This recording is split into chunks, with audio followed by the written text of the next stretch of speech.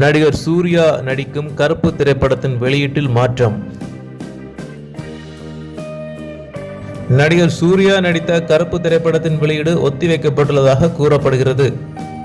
இயக்குனர் ஆர்.ஜே. பாலாஜி இயக்கத்தில் நடிகர் சூர்யா நடித்த திரைப்படம் கருப்பு. ஆன்மீக பின்னணியில் ஆக்ஷன் அதிரடி கதையாக உருவான இப்படத்தில் சூர்யா வழக்குரைஞராக நடித்திருக்கிறார். இவருடன் த்ரிஷா, ஸ்வாசிகா, காளி வெங்கட், இந்திரன்ஸ் உள்ளிட்டோரும் முக்கிய கதாபாத்திரத்தில் நடித்துள்ளனர். முன்னதாக வெளியான டீசரில் சூர்யாவின் தோற்றமும் வசனங்களும் ஆக்ஷன் பின்னணியில் அட்டகாசமாக இருப்பதாக ரசிகர்கள் கருத்து தெரிவித்து வருவதால் படத்தின் மீதான எதிர்பார்ப்பு அதிகரித்துள்ளது. தொடர்ந்து இப்படம் செப்டம்பர் வெளியீடாக திரைக்கு வரும் என கூறப்படுகிறது.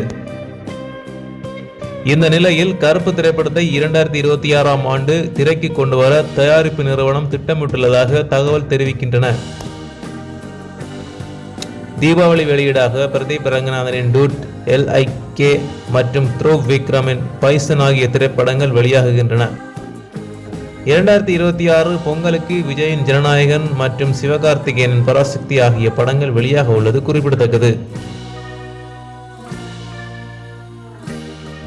நன்றி நண்பர்களே. இது போன்ற சினிமா தகவல்களை தெரிந்து கொள்வதற்கு எங்களுடைய சேனலை சப்ஸ்கிரைப் செய்யுங்கள்.